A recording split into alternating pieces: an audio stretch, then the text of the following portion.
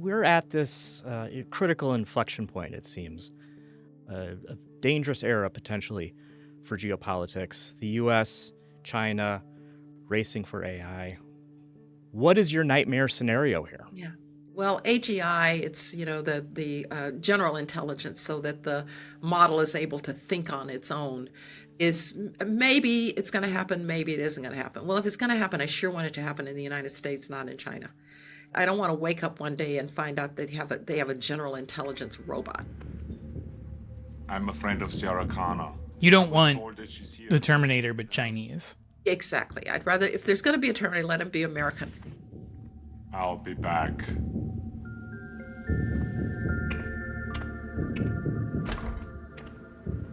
Today on Bold Names, Condoleezza Rice, the former U.S. Secretary of State and current head of the Hoover Institution at Stanford University. A big name in foreign affairs, she also has a strategic consulting firm that she founded with some other big names in that world. She is helping companies navigate what is our dangerous current world. And one of her big sort of hobby horses now is making sure that the future is not filled with Terminators, and especially that we don't end up in a situation where China's building Terminators and nobody else is. I don't know about you, Tim. I think about all of these things a lot. I have kids. I really do not want one of them to have to become John Connor and save us from that future. Yeah, absolutely. Want to avoid that. Terminator 1, Terminator 2, definitely not the future I want. Maybe Terminator 3 I could kind of live with. Maybe. In the meantime, let's get to this interview with Condoleezza Rice. Welcome. Thanks for making time today. Thanks. A pleasure to be with you. We want to talk a lot about business in the international world today, but first, maybe let's set the scene, what's going on out there. It's a challenging international environment. Business leaders, for a long time, I think, probably took for granted the idea that there was going to be some stability in the global order. And now, maybe not so. It makes it challenging for making those business investments. What do you see out there? Is it more competitive than ever? Is it a new era of competition? Yeah. Well, certainly, I think it is a more uncertain international environment. The way that I put it is we've become quite accustomed in the business community to, thanks to the kind of integration of the international economy, you could put your supply chains where it was most efficient. You could invest where the ROI was greatest. You could do your manufacturing and assembly where the labor conditions were best. And I think business is painted on a kind of broad canvas that was almost borderless in the way that people thought about it. And I think what's happened is in part because of the way that China has dealt with its integration into the international system, but also the kind of technological arms race that's come out of that.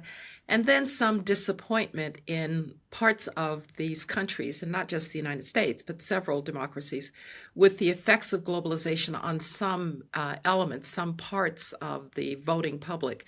That is breaking down. We're getting more nationalistic policies. We're getting a sense that supply chains that are wholly dependent on China are not secure. And so, yes, I do think that the system, as we've known it, is more uncertain. But the one thing that I'd be very clear on is this is not because of a change in administration. This has been happening underneath for some time, and it's likely to survive into the next administration, whoever that is. And so I think it's important for businesses to recognize this as a fairly permanent set of secular changes. I think what you're trying to say there diplomatically is this is not a Trump administration issue. This says those trend lines had been building for several years now. I think some people would like to label it as a new Cold War, right? I think I've heard you talk about how that's perhaps an imperfect term for that, and I'm curious why you think that.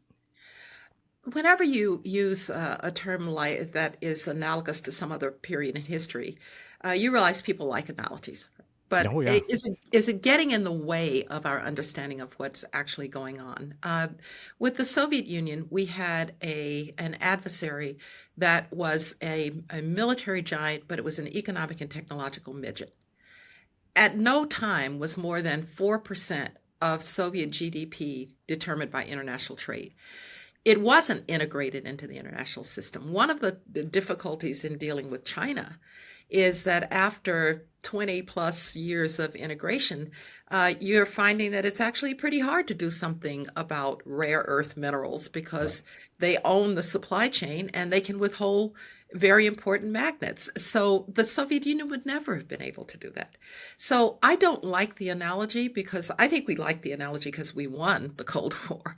But I don't like it because I think it really does obfuscate this very real difference in what the challenge from China looks like. There is a military element, Yeah. but there's a huge economic and technological element as well. You've described China as a technological peer to the US. I'd love some specifics here. Obviously, AI leaps to mind. What other areas of technology are you concerned about where China can match or exceed the US? And then, of course, use that not just economically, but militarily? Well, one advantage that I have is I am the director of the Hoover Institution, but I sit at Stanford University. And so I can walk 15 minutes from here and talk to the best computer scientists and the best bioengineers and the best roboticists. And they will tell you that not just in AI, but in robotics, particularly usable robots. Ask a lot of scientists where they're buying their robots, and they'll tell you China. We all know about the battery technology story for EVs and synthetic biology, which is something I don't think people pay enough attention to, which is And really, synthetic biology, if you could briefly define that. yeah, so you're really talking about using engineering the cell as opposed to doing a kind of natural process for it. And I'll just give you a very vivid view. When DeepSeek came out, there DeepSeek, the was not Chinese AI model. the Chinese AI model. There was not a single national security person who wasn't stunned by Hmm. that. There was not a single computer scientist who didn't see it coming. And so the what is going on in the private sector, in the scientific and technological sector, that is sometimes almost invisible to people who study national security, is something that we have to watch. Those worlds need to link up much more effectively. Okay, so you wear quite a few hats in your professional life these days. And one of the things that you do is you're the founding partner of an international strategic consulting firm. And let me get the name right: Rice, Hadley, Gates, and Manuel. Right. And you are consulting with businesses out there who are trying to get their minds around all of this international uncertainty. I'm curious, love to know the names, but more importantly, what industries are you helping out there?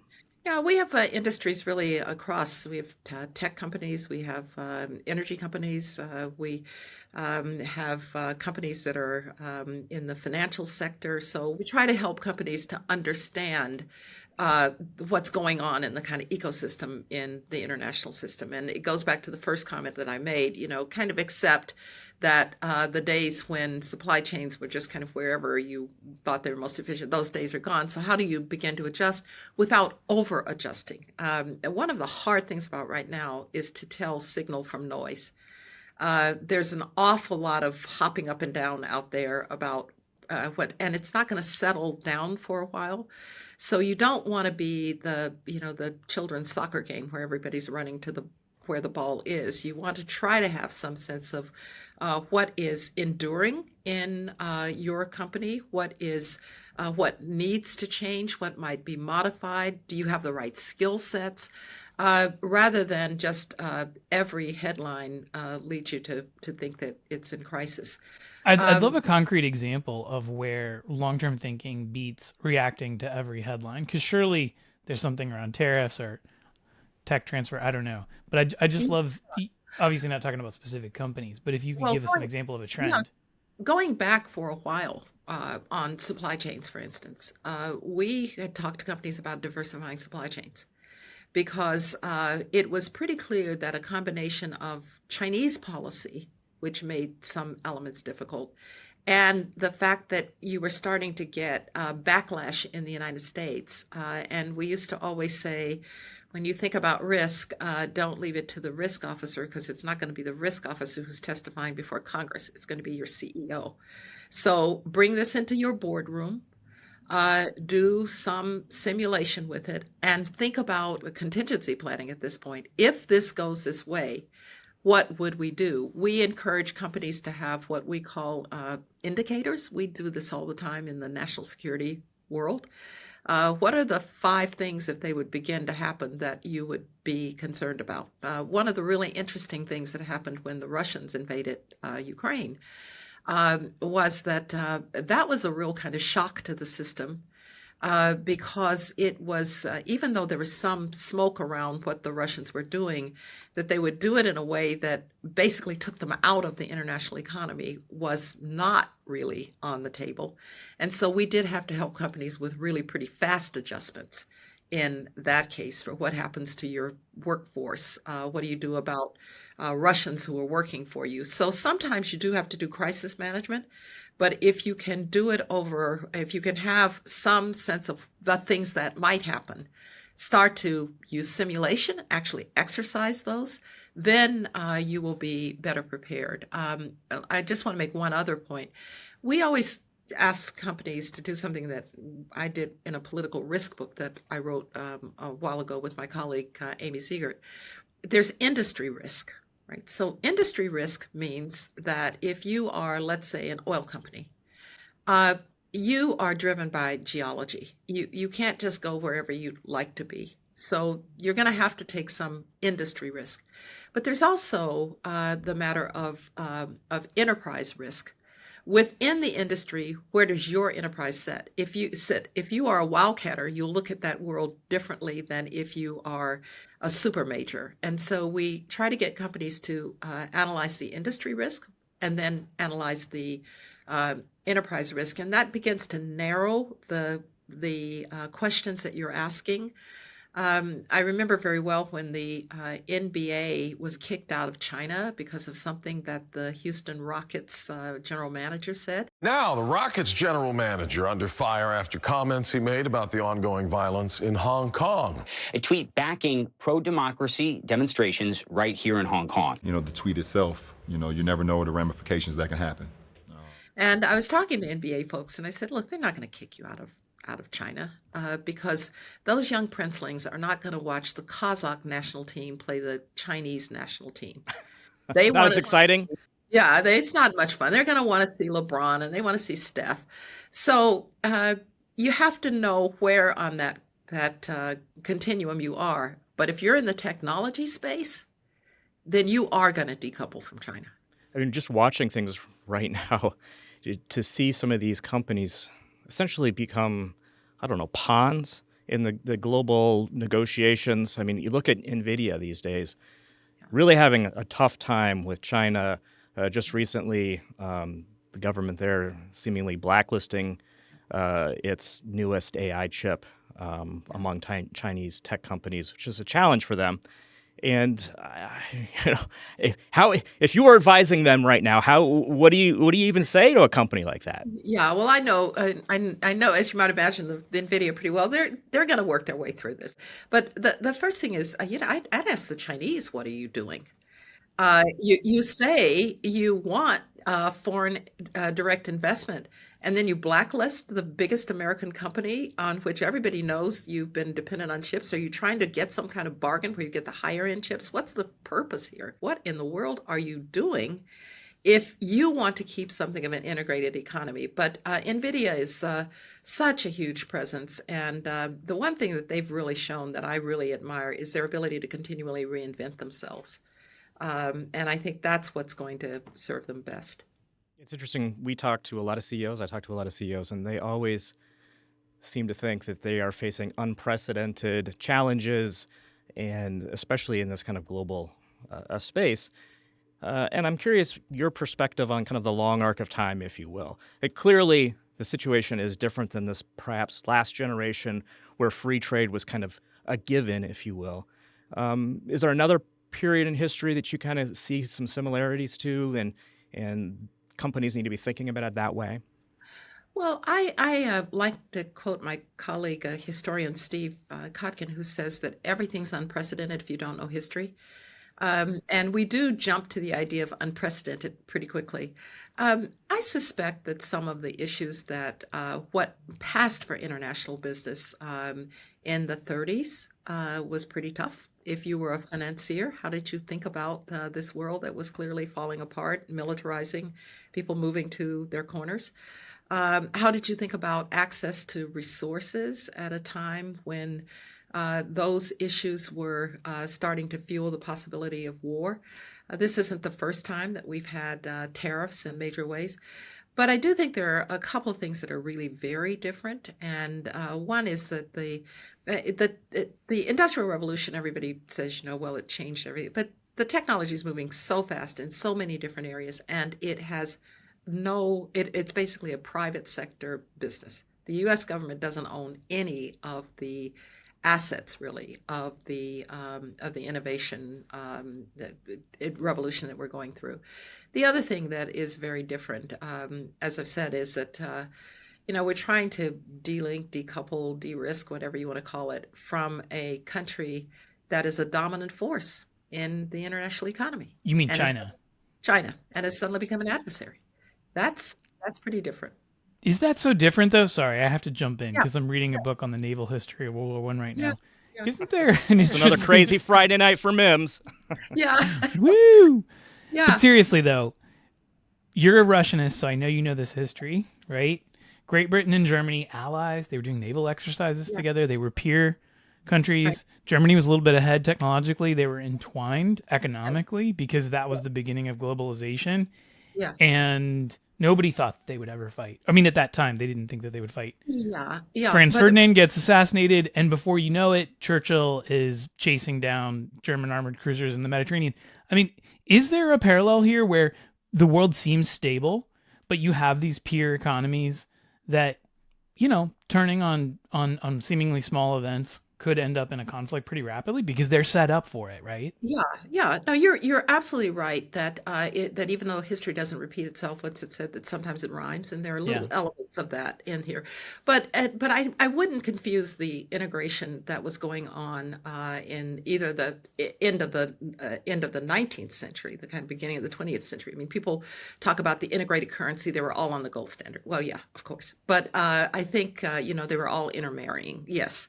But I don't think that compares to what you're seeing now in terms of how far the integration went of China. And it's largely because this was not basically the work of governments. This was basically the work of the private sector. It's Tim And Cook government- and Yeah. Foxconn and people Well, like and that. everybody, because the CEO narrative is, it's we've got some IP problem, intellectual property problems there.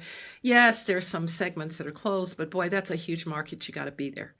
And that was the government's view too, which then kind of encouraged the business sector to go do it. I feel a little bad sometimes for elements of the business sector when they're told, how could you be doing that in China? Well, because you kind of said it was a good thing to do that in China at the beginning of the 2000s. So I think the depth of integration, the impact of the private sector is just different than at other times. I mean, so a company can only do so much, right? And really, this is nation against nation. And in order for the U.S. to stay on top, especially in these fast-moving areas of AI and fusion and robotics and all these interesting kind of spaces that U.S. investors are excited about, U.S. companies are excited about, so is China. What needs to happen in the U.S.? What conditions need to be created in the U.S. to protect the U.S.? Well, the first thing is run hard and run fast, right? Just try not to worry too much about downsides. I know everybody says, there are all these downsides to these innovations. Somebody said the other day, well, there was a downside to fire too as an innovation. So let's not get caught up in the downsides. I think the opportunities way outweigh the downsides.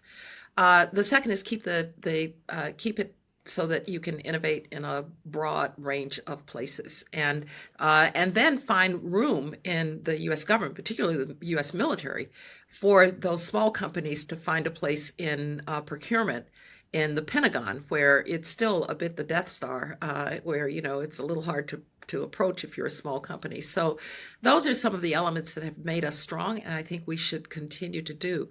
One of the reasons that I emphasize run hard and run fast is that I trust uh, democratic institutions to make corrections if something starts to go really wrong. If you have something go wrong, let's say in AI, which it will, you're going to have investigative reporting, probably by some people you work with.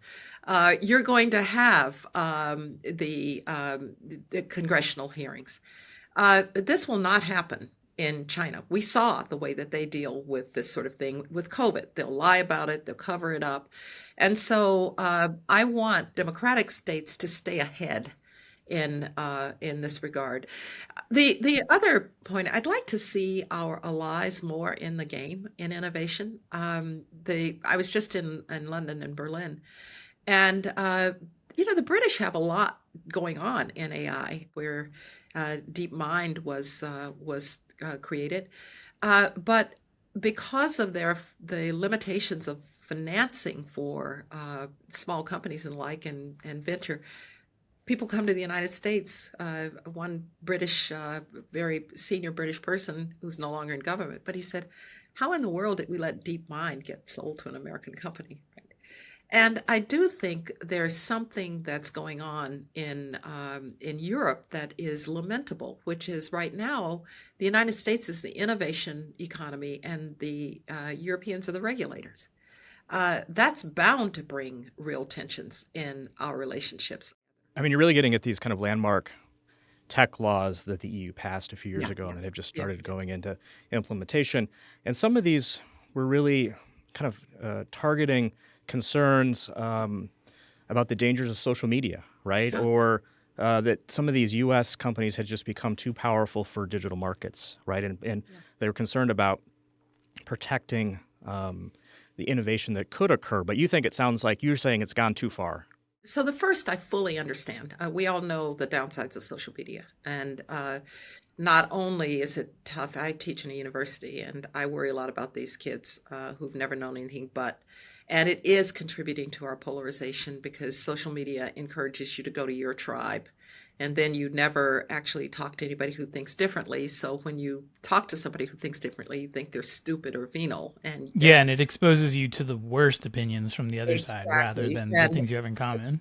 Precisely, and you get and to be disagreeable is to get more clicks, right? And the kind of extreme of that is you get political violence. So I worry about that. The other, I really think that the Europeans, if innovation is not flowing in Europe, it's more not because U.S. companies are so dominant. They are dominant, but that's because you don't have the innovation ecosystem in Europe to support innovation. There's a very good report that's come out in Europe. Draghi did this report about how you can create a better innovation infrastructure in Europe, and that seems to be a better answer than trying to halt the market for the U.S. companies. Mario Draghi, the former Italian prime minister. Yes, and wrote a big report on how Europe could innovate. You're talking about the pull in terms of where capital is available for companies like this. But obviously there's a push, there's a genesis. So much of that comes out of, universities. We rely on universities in the U.S. for pioneering research, but also for the talent pipeline. I hear over and over again when I talk to companies. I mean, that is, of course, where their talent comes from. How are we going to maintain this technological lead, which you've described as being so critical for us to run fast and run hard, if university funding and specifically research funding is under threat? Look, universities have a lot to atone for. I would be the first to say that the behavior after October 7th was irresponsible is a mild way of saying it.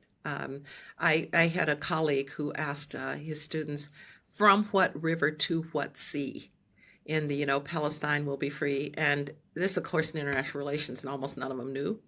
So we haven't done a very good job of education about some of these issues. It's also true that we were not places where civil dialogue around difference was welcome. There was an orthodoxy. And if you didn't speak to that orthodoxy, which was pretty left-wing, then you were held up as an example of fill in the blank, xenophobic or misogynist or whatever. And so universities have a lot to atone for. I think people are starting to get back to the basics, that universities should be neutral and not try to have political positions as institutions.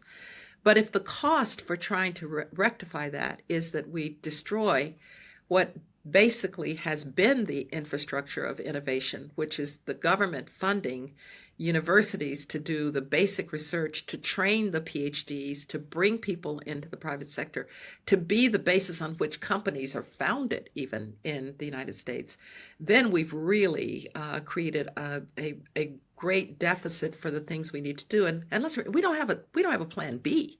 The biggest problem is we don't have a plan B. And while I know that a lot of, if my friends down the road here in Silicon Valley are listening, they'll say, but a lot of innovation is going on in companies. That is absolutely true. And it is also true that on things like AI, universities don't have the compute power that it takes to do some of the large language models that my friends at Google or Meta or Microsoft are doing. But I would ask the following question: do you really want all of the innovation to be done in the private sector? I'm an incredible capitalist. You won't find anybody who's more a believer in the capitalist system than I am.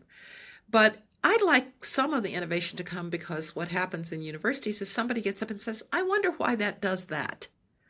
And they don't have to worry about how long it's going to be before it proves to have commercial value. They can pursue it for a long period of time. One of the great examples of this is that a lot of the neural networks work that was done that now supports AI, or is now the reason for AI, sat on shelves from the 60s when people began to understand this. But it was another 50 years before the compute power to create what we now see was possible. Would a company wait 50 years to see that? So you want to have a part of the innovation system that is just driven by curiosity. Yeah, it sounds like you don't want to throw out the innovation baby with the ideology bathwater, if I can murder a metaphor. Exactly. Okay, so we started this conversation talking about your nightmare scenario in this global tech race. Let's flip that. What's the best possible scenario here? What's out there? What's the potential that you see? Yeah. Well, in fact, I spend a lot more time and am a lot more confident in the positive side than in the negative side. I do believe that the potential for these technologies to change the face of education, to change the face of healthcare, we're all looking for growth, right? Industrial productivity might give us the growth that we need to deal with the fact that we don't seem to be able to deal with fiscal responsibility any longer in our governments. And so we've got to grow and grow and grow. And I don't see any way to grow without this technological revolution really having an impact pretty near term on the way that companies do their business. My optimistic case is that we really mobilize the technology in ways that gives us the productivity that we need, that gives our kids a better chance at a good education, and that begins to solve some of the worst disease problems that we have. Our aging population really needs breakthroughs in some of the long-term problems of dementia and the like, and people who work in those fields tell me that AI is giving them a new chance. So this is a real benefit, and I get up every morning, come to this place, and I'm excited that the United States is at the forefront. I just want us to make sure that we completely take advantage of this moment. Well, that's a good spot. Secretary Rice, thank you so much. Thank you. It was a pleasure being with you. We reached out to the Chinese embassy in Washington, D.C. A spokesperson said that China's cybersecurity regulator summoned chipmaker NVIDIA over alleged security risks to Chinese users and said that for all companies, quote, the first priority when operating in China is compliance with Chinese laws and regulations. The spokesperson also disagreed with how Secretary Rice characterized China's response to the COVID-19 pandemic, adding that China released information, quote, openly and transparently with the World Health Organization and other countries, including the United States. And we also reached out to the UK Department for Science, Innovation and Technology, which did not respond to our request for comment.